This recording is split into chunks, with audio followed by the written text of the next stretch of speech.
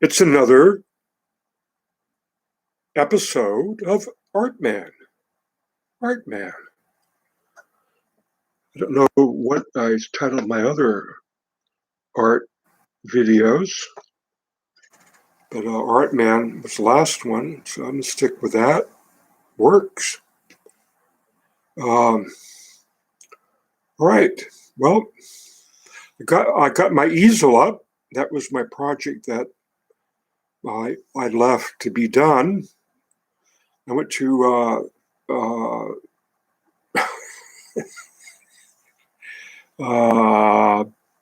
whatever, H&H. Oh, God. I went to that Hobby Lobby. It's not H&H. Yesterday, just to buy some. I wanted to check on something here. I want to talk about it.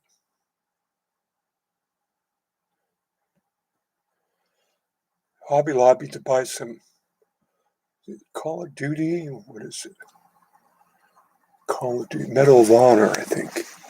Call of Duty video game. So,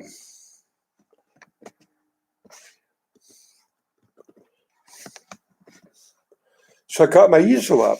Yay. And last night it defeated me because the screw holes were too small for the screws, and this was a very hard wood, and so I really kind of sprained my wrist. Couldn't get the screws in all the way, so then I had to go into the storage unit out there outside and get my toolbox and my drill. There it is. I didn't take the whole toolbox out because I couldn't quite reach it. I was able to open it up and take out my drill in this top tray where I've got some drill bits. It's an old drill.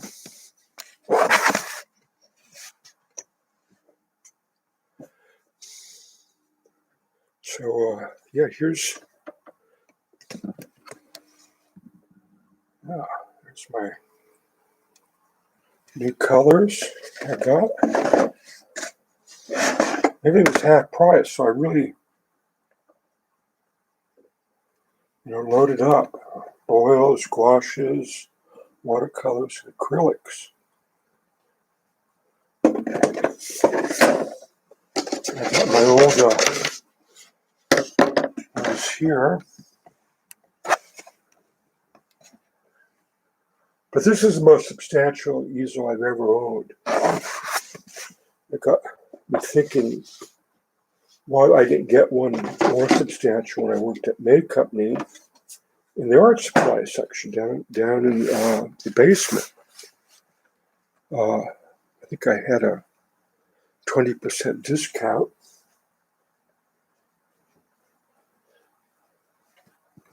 And I made some progress on my painting. I'm actually thinking about doing a third person of the Black Poetress coming up behind them with the electoral ballots women taking to this hill. So there's nothing like this. I mean, there's just absolutely nothing to me like standing before an empty canvas. And I feel like I've arrived. I'm 74 years of age, going to be 75 in October. And here I am with my first substantial easel. I go, gosh, why didn't I do this before? In fact, since yesterday, I said, well, how come I haven't been painting for the last 50 years? The 50 years I haven't been painting. So, yeah, look at that. So I recalled the easel that I bought at May Company, and I was living. Don't think. Yeah, I was living at home, and had a studio out back on the lean-to with a fireplace, with a Dutch door. It's really kind of an interesting place. And my aunt gave me her car, '57 Ford Fairlane, and I wanted to go paint out in a range store. And I did. I drove up to past Malibu about 5 miles, and saw this place I could walk out, sort of a peninsula, and I went out there in the rainstorm and on this hill, kind of a grass hill like that, and set up my easel in the rain. And I forget, did I have an umbrella or something like that? But it was a dark, cloudy day in Los Angeles. Oh my God, this is great. Finally a change from this monotony, this neutrality. There wasn't anything beautiful in LA, and there wasn't anything ugly in LA. Everything was just right, like the Goldilocks story, just right. And it drove me crazy because I was born in Oakland. I mean, there's contrast everywhere. There's actual real weather going on all the time, and things change with the weather, and you could go over the bridge to San Francisco, and you're in a different world. You're like in Europe, and I had this pea coat, and I wore all the time, and I just really did not like Los Angeles. It's like everything's been scraped off the canvas. Everything is scraped off. Anything that's worthwhile, it's all been sanded down. It's all flat. So there I am with my smaller, easel that I could carried out there. It wasn't the one with the box on it. I don't think. Was it? No, maybe. No, I don't think so. I'm trying to think how I managed the oils and stuff, the turpentine. So there I was, absolutely all alone. I think maybe Marilyn and I had broken up or something like that. But she wanted me to be in the scene. She wanted me to be a jet setter and be in the scene and meet people and bond with people and network with people and become famous with people, the luckiest people in the world. And I said, I don't want to do that. And I read a lot of art books and I wanted to write art books. I liked the language, but what kind of irked me when I began to notice is they all begin like who knew who and who connected with what, and that over there, and they became lovers, and they showed up at the blah blah gallery, and then they hooked up with it, and then their career really took off after they met Zaza, and on it goes. I said, where the hell did these people find time to paint? They were more socializing than New York socialites. I mean, artists can really socialize. When I started socializing as an artist, I didn't understand that I was an alcoholic, and I hardly ever wanted to paint. I'd start painting, and I'd be off at the bar talking about my painting to the bar close. That's what I wanted to do, and I was good at it. I was a good talker, art talker. Hey, that's another good title for my art talker. maybe I change it, the art man for the art talker. If I could talk one hell of a storm about art, see. But that's not so when I was 17. Could get me to talk about art. Could get me to, well, not with, well, I didn't have anybody to talk, really to talk to, except Christine. She'd come home from school and, I'd rush in, and there she was with Raphael. We smoked cigarettes in the alcove on Glendon. I'd show her these books and talk about art, artists and stuff. And, I was lonely, but I was really into these art books. I got them, all of them out of the library, West Los Angeles Library. So when I went to New York, because I had to get out of the house, because I stopped Rosemary from beating on Christine and shoved her in the closet and said, "You come out of there, I'll kill you." I had to leave the next day. I had to leave my home. So I took this painting, took it off the frame, the wood frame, and headed for New York, put it in the duffel bag, had my guitar and was painting. And it took me 7 days to hitchhike there. And the last people that picked me up were this couple that were like the first hippies, and their sister was an artist in the East Village on B Street. And I was just looking up B Street on Wikipedia, and that's where I stepped out of the car, right there on B Street. And she was up on the 3rd floor in an old walk-up. The bathtub was in the living room. It was like a studio. And these were nice people. But she says, you can stay one night, but you got to go get a job tomorrow. I think she said you can stay 2 nights or something like that, but that's it. But you got to get a job tomorrow, or you're basically not going to be staying the second night. She didn't want to get stuck with me.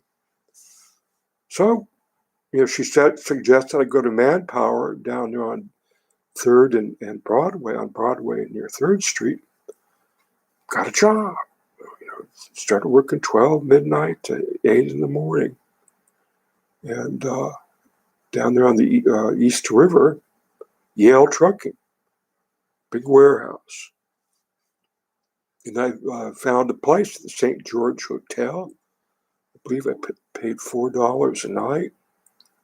I brought home about $8. Half of it went to my rent. By the day, I finally got saved some money to pay by the week, which was something like, I don't know, I forget, it was cheap. Or the month, I think I paid by the month. This was something like $40 a month. And is that right? $40 a month. Anyway, I was able to barely survive. Get my food, morning breakfast, which was actually my dinner. And then I went to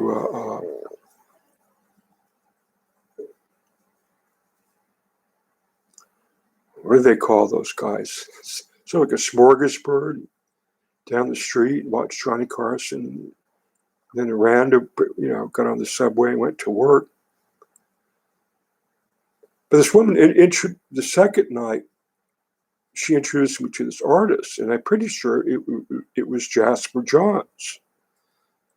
And we went out for coffee. We took a walk, went out for coffee.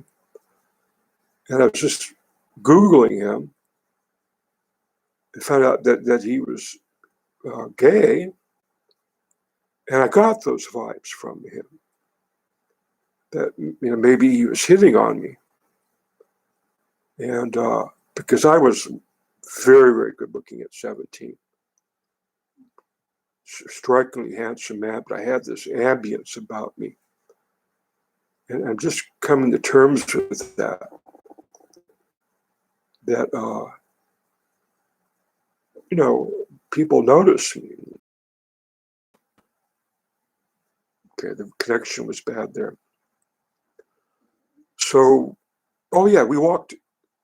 I hadn't lived at the St. George then. I was living at this really terrible room. They just wanted to see some of my artwork. So I got a piece. and I unraveled this thing. And I'm telling you, it was hideous. It was ugly. And, and he was kind of taken aback how ugly it was. And, this dark clouds and, the sheets of rain, the whole thing looked wet and ugly. He said, this is my landscape of Los Angeles. He goes, okay, And I started explaining, what my side of philosophy. See, I was trying to work on my philosophy. And I told him, I'm telling you, I got down there, I hated the place. It was, flat, no weather. And I found out the thing that they loved the most was sunshine. And the thing that they hated the most was rain. And there was a cultural battle between San Francisco and Los Angeles. So I went out, I told them I went out and put my easel up, because above Malibu on the highway 101 going up, I wanted to paint the cultural battle. And he was impressed. He was smiling, He says, hey, maybe you're onto something here, He didn't discourage me. In fact, he made a point to encourage me. He said, keep it up,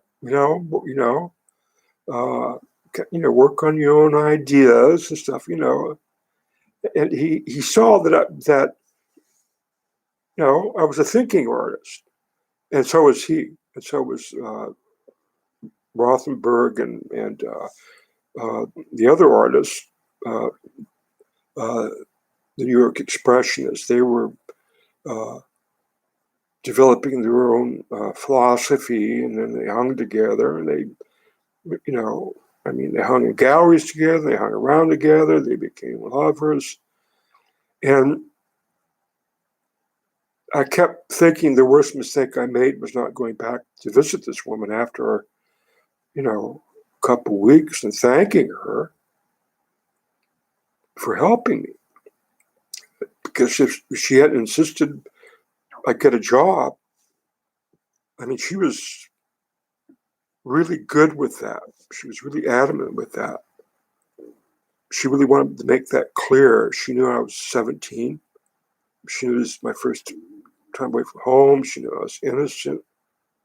She knew that I was living in a, dog-eat-dog city. Surviving is hard. That she couldn't afford to put me up. And, we're not lovers, or, maybe she introduced me to Jasper, as a backup guy.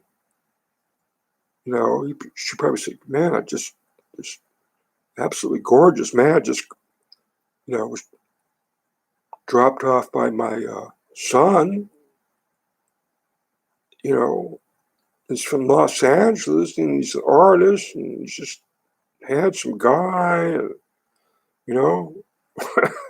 it's like January. It was like January 20th, something like that, So I made it, I made it.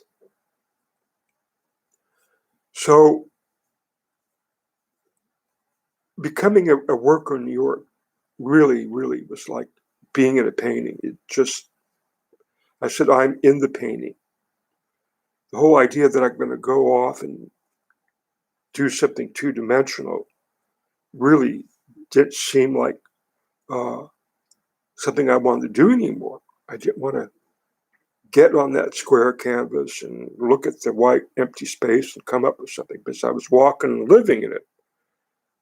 And what I loved to do when I was walking to work, and even going into the village, was looking for spaces, empty spaces, uh, that's created by the buildings. You're not in the building, but by putting buildings together, you get these rooftops, and they might have a water tank up there, and other interesting stuff. But uh,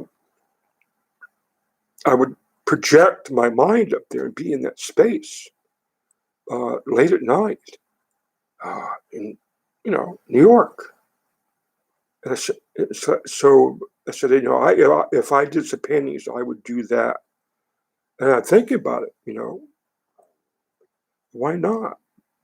What, I want to experiment with a lot of work that that's what I did at 17. I experimented with a lot of styles and things that interested me. And I might do a series called Holy Places. See, if I was young right now, if I was 17 or 18 or 21, and I was in New York, that's what I would do. I'd go around and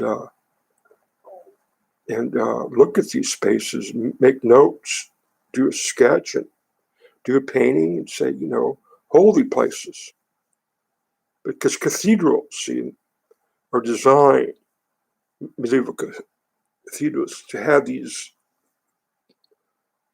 areas, places, way up. You look up, way up there, and it's like this is like the vestibule of the angels, places only you could only get to in your mind. See, right now, it's $1 million idea. I'm just giving it away for free. I should be a teacher. I'm going to be 25. Whatever I got, 3, 4, 5 years. It's hard for me to stand long. I might even have to get a table easel. I might get one tomorrow. And, so I can, I might have to work on some smaller canvases with a table easel and a good chair, because I can't stand. It's very, a lot of exercise and stuff. So, yeah, I'd like to do maybe a series. Everybody's, that's so dark. Gosh, can't you paint happy pictures? I'd love to see a painting of a plow out in the field with a little blue jay of happiness sitting on a handle, and there's a red barn in the back. Can you paint something like that? And I said, sure I can. Sure, I can never paint anything like that. So, I want to do a shout out to Hockney, because he solved the problem of how to paint Los Angeles landscapes, if there is such a thing. And I just love his work. He's got a painting of a sprinkler out on a green lawn. And it is with that little rotator. It looks like a helicopter top, and there it is watering the lawn, and there he is swimming in the pool, and it's just these flat pastel type colors with palm tree, swimming pool, square blocky building, sprinkler run on the lawn. It's just great. All right, this has been 25 minutes. I've been having fun talking. Art man, talking at you. There's my new easel. Got steel light outside. Where's my art box? So I've turned my living room to a studio. And I think this is a very, very, very good step. Okay, until next time. Take care. Art Talker. This doesn't work. There it is.